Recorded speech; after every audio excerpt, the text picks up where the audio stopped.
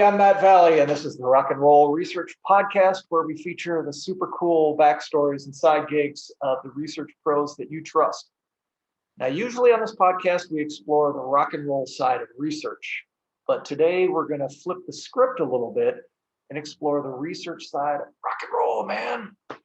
Today's guest is Patrick Adler, who's currently a research associate at the Rotman School of Management at the University of Toronto, where he also completed his undergrad and master's degree before moving on to the University of California, Los Angeles, where he completed his PhD in city, urban, community, and regional planning.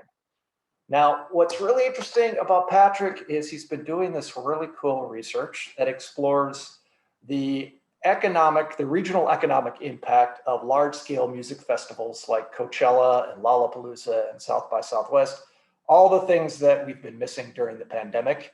And he's got some fascinating things to share, things that he's learned through that research. So I'm excited to cover that. I'll let him tell you all about it. Welcome to the show, Patrick. It's so great to be here, Matt. That's super great to have you. I really appreciate it. So let's get into the story of your academic career. So I work in research. So I know a couple of people who have studied geography and topics similar to that, but how did you become interested in this field, and why'd you stick with it? Well, the kind of gateway drug to me becoming a social scientist and a geographer was cities, and specifically downtowns. I grew up in New Mexico, and right when I was growing up, there started to be murmurs of like a downtown revitalization movement in Albuquerque, and that had been happening all over the United States. Right. And so, yeah, I got really excited about that. And there was a organization called the Downtown Action Team that was kickstarting that. And I went and I started volunteering there. And, the craziest part of this whole academic journey, a guy came through to talk to the city downtown revitalizers named Richard Florida. Mm-hmm. And he was doing research on, urban regeneration, culture, and cities. And, I guess 20 years later or something, maybe a little bit less, he's my colleague. That's great.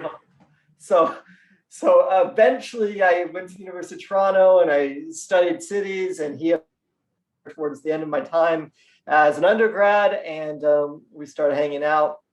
And so there's a nice through line there, but it all started I'm a geographer, which means I'm kind of really boring in terms of the things I'm interested in. But it started with a less boring thing, and that's just having a downtown in a city that's a good place to be. Okay, very interesting. Well, it doesn't sound boring to me, and it especially doesn't sound boring to me when you're studying these large-scale music festivals. So tell us a little bit about your research into that space and maybe what it can tell us about micro and macroeconomics to some extent. Perfect. So my dissertation research is all on this economic function in modern economy called curation. Mm-hmm. And I think we increasingly understand, the term itself has just proliferated so much since I started working on this, what that is. It's when you are choosing between some products that are symbolically differentiated. So You're choosing between two movies. You can't sort of objectively describe why one's better than the other. So in some sense, it's helpful to have a curation function performed to you either through a movie review or word of mouth. Mm-hmm. And there's tons of areas in the economy where there's these curation functions. And a really interesting opportunity to study curation would be music festivals, because music festivals are kind of primarily marketing this curation function. They're saying, we're putting together the best hang over a weekend. This is the best group of bands, and come and buy these expensive tickets to throw this party for you. Mm-hmm. And so the study kind of site. That's the population I'm studying in my dissertation research. Okay. Particularly interested in is how do these trade flows work with music festivals? So music festivals happen in basically every major city or near every major city. Right. Coachella being 2 or 3 hours from LA, and where do the acts actually come from? And what I'm particularly interested in is how curated industries like music and film tend to be heavily concentrated. And lo and behold, what I find is that like 40% of all acts at major music festivals come from just 4 or 5 cities globally. So 40%. 40%. Yes. And what are those cities, out of curiosity? So we've got, what can you guess? New York, Los Angeles, London. Perfect. Fourth one will be harder. You can do it. Nashville. Yes. Okay. All right. Excellent. And this kind of proves my point too. I talk in my thesis about these sort of provenance effects too. So in the same way that you want a Bordeaux from Bordeaux, maybe you want a music festival act from one of these cities. But yes, you nailed the cities. Well, that's really fascinating because I think about, okay, I grew up in Minneapolis during Prince and Husker Du and the Replacements, and then came Seattle, right? So this is part of the script, but do you have a sense for how cities like that can bust out? Yeah, so I mean, this is, I think it's super fascinating broadly. In technology, you have scenes form, or in academics, you have little scenes form, kind of like Seattle in music. And I think there are anchor producers, so Nirvana, Pearl Jam for Seattle, that there's a kind of critical mass. Once a kind of magical alchemy or whatever happens, then you can support the development of a ton of more bands, music venues, maybe some labels, maybe some music executives that come up in this ecosystem, and you get these increasing returns just from that like initial spark of maybe 1 or 2 great bands. And I think the same thing happened in Montreal in the 2000s. Of course, there's been Motown, New Orleans, right, Kansas City. Sure. That's what I would say, a little bit of randomness at first, and then these like very predictable processes of increasing returns after that. Okay, that's fascinating. So, pandemic aside, we'll leave that aside for now. When you think of the fact that 40% of these acts come from 4 cities and they're going to these locations, what can you say about the economic impact of that? Is it does it load up heavily on those cities then, or is it a migration from the big cities to maybe smaller areas that are hosting these festivals? How do we think about that? Yeah, well, this is a big theme. I mean, I'm in the urban planning department, and it's a big theme in my research. Like, cities have been very enthusiastic about music festivals, right, particularly when they look at like Austin, which right, started with South by Southwest, and that was the big part of their generation story. There's this guy, Jonathan Wynn, a sociologist, who wrote about that. And then there's Coachella. Like, I tell this story about how Coachella, they sponsor community clinics off of the money they get from these music festivals. And so it's a really appealing thing. But I think generally speaking, when you think of like a $300 wristband for Coachella, how much of that money stays in Coachella? It is pretty small, okay? And right, how much money goes back with the bands to these 5 cities? It's pretty big. So when you think about the music industry, it is contributing much more. I mean, there are exceptions like Coachella, but it is on aggregate contributing a lot more to these spatial inequalities that we have in our society than it's like ameliorating them. Interesting. So yeah, so that would be my take. It's not the happiest story, but there we are. Yeah, that's really fascinating. So, thinking about the research that you're currently working on, can you describe a little bit about that and maybe what the next step is for you? So we lucked out as much as you can luck out with a global pandemic. Right. We collected some information in August of 2019 using social media profiles for musicians Okay. on where musicians are. So it was a random sample, and then we identified musicians through like blogs and labels, and we had less random samples too, and through festivals, less random samples. And Sure. so this gave us a pretty good pre-treatment group. Mm-hmm. And then the treatment, of course, would be the global pandemic. And there's all Right. sorts of discussions about how is this going to affect geography. And then in the post-treatment, we have data from uh, last August of 2020 Mm-hmm. on just the same data on where musicians are, and then we're going to do it again in a couple of months, just to sort of because there's the earlier pandemic and then there's the later pandemic as the vaccine's being rolled out, just to see like how does this affect the geography, like are there any discernible effects to the geography. And what we're finding so far is that there are not as many effects that might be predicted where like everyone's going to some farm in upstate New York. Like that's not Mm-hmm. really showing up in the data, but what is showing up a little bit more is acts are saying that they are locating in multiple places more. And that's just an Okay. initial finding, and we're still cleaning the data, but that is an interesting thing that's caught our eye. Okay. Okay. Very interesting. So, just thinking about that pre-COVID, post-COVID, can geography or urban studies, from your perspective and what you've learned and studied, can that help us envision what a post-COVID world might look like, or is it just all random and nobody knows? Is there a contributing voice? Well, I'd say first of all, any person who says, I know exactly what's going to happen after the pandemic is lying, hopefully to themselves, but definitely lying because no one knows. I'd say our community, our academic community, are the biggest nerds on this topic. Like we just can't wait to find out, and we're just like casting about for new data on this, Right. like this present study. And there's been some good stuff that started to come out.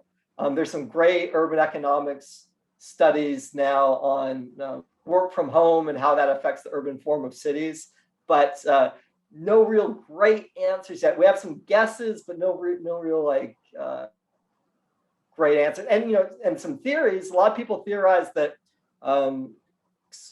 central business districts. This has been a theme for Richard, my colleague. Central business districts are going to be under real stress. Right. But we're still waiting to see what's going to actually happen with this thing. Yeah. Yeah. I guess you, in some regards, you're in a similar position to the rest of us, right? Waiting to see how things unfold, but then jumping on and studying it from there, right? Well, hopefully we could be a little bit more careful, critical, and we at least have more of a sense of history. So like Sure. the death of cities has been proclaimed like every 5 years for this or that thing, and it hasn't happened yet. And indeed, like something like the music industry shows that cities matter more than they ever have in some ways. So we could be a little bit more careful, hopefully, but there's a lot of markets for different takes from experts to say that kind of pollutes the field a little bit. Okay. Okay. Cool. All right. Well, let me switch gears just a little bit. So this is a podcast, right? I'm guessing that you don't just lock yourself in your room and avoid all media whatsoever. Although working on a dissertation or something like that could mean that you do. But are there any podcasts or media specifically kind of in this space that you listen to or read or would recommend to the layperson? I think my colleague Richard Florida has a podcast called The Mayors, I believe, where he talks to mayors. And I think that's a fabulous podcast. I'm very biased, but he talks to mayors. He has a really good relationship with like actual leaders of cities. And I think it really shines through there. I think generally speaking, I am really into the Conversations with Tyler podcast, Tyler Cowan. The amount of new ideas, like generative ideas that come up on that podcast, and he just interviews all types of people. There's some urbanists he interviews, economists, doctors, but like new ideas that I come away from that podcast with is just incredible. And so it comes out Wednesday mornings, and it's every 2 weeks Wednesday mornings. And I listen to it right away. Cool.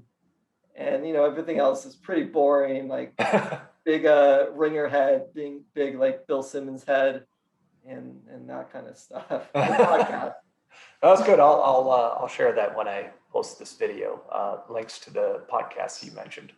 Perfect. So I appreciate that. Cool. All right. So this is coming. I hope you've at least had 30 seconds or more to think about it. So this is a podcast about rock and roll after all. And so what I really want to know as a geographer, as who knows, whatever, who knows what you listen to, we will find out. So you're stranded on a desert island, and you have three records at your disposal to keep you company for the rest of your days. What are those records? Okay, so I'll start with like the first record, and it's gonna sound totally random. The first record that like got me into music as like an independent interest, and that is an album called Hot by the Squirrel Nut Zippers. Oh yeah, yes, I'm a fan of the Squirrel Nut Zippers. It's a little off the beaten track, but really good stuff. Well, so like anyone who's heard has probably heard of them because they had this like one-hit wonder in the late 90s. During this like swing craze. Yep. But their music is a little it's older style, brassy, but it's more like klezmer influence. It's a lot more eclectic. Yeah. And I just love this album. And so like it's so crazy to think that this was the first album that I really got into, because nothing I would later listen to was at all like this.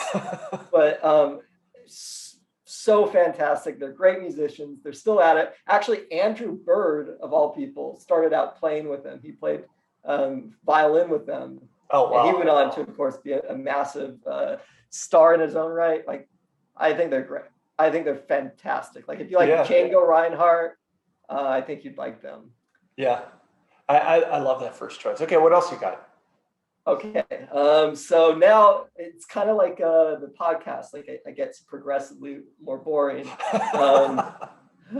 So the second one's definitely like I was at a Baskin Robbins in Albuquerque, New Mexico, at a debate tournament, and this song came on, and it sounds so cliche. It sounded like no other song I'd ever heard. Which is funny because like this music is somewhat derivative, but just not of 90s or 2000s music. And I was like, what is this? And then of course I went home and I got it on Napster, and it was Last Night by the Strokes. Oh yeah, cool. So that first Strokes album just changed my life.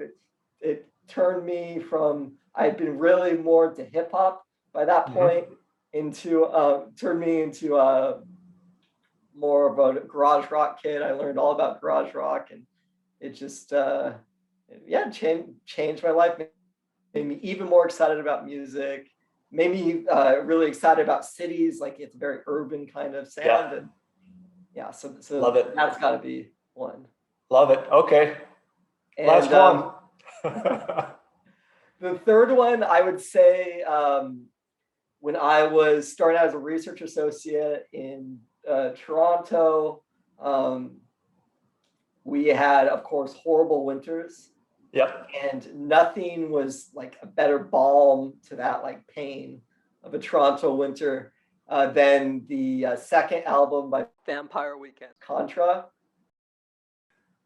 which is a it's an album that they say was written about California, but it seems even more tropical. Like there's a song called Holiday that's just like this great sunny song. All their songs, like probably all their songs in their first two albums are pretty sunny. The third album a little less sunny. The fourth album pretty crunchy and sunny again. So I think as a kind of atmosphere to counteract winter, I love that Vampire Weekend stuff. Very cool. Very cool. Excellent. Love the choices. It's been a great chat. Really look forward to seeing your research come out. Great. Got a vested interest. So I'm really, really interested in it. So I really appreciate your time, Patrick. Thanks, stay in touch and rock and roll, man. Likewise. Rock and roll, man. All right.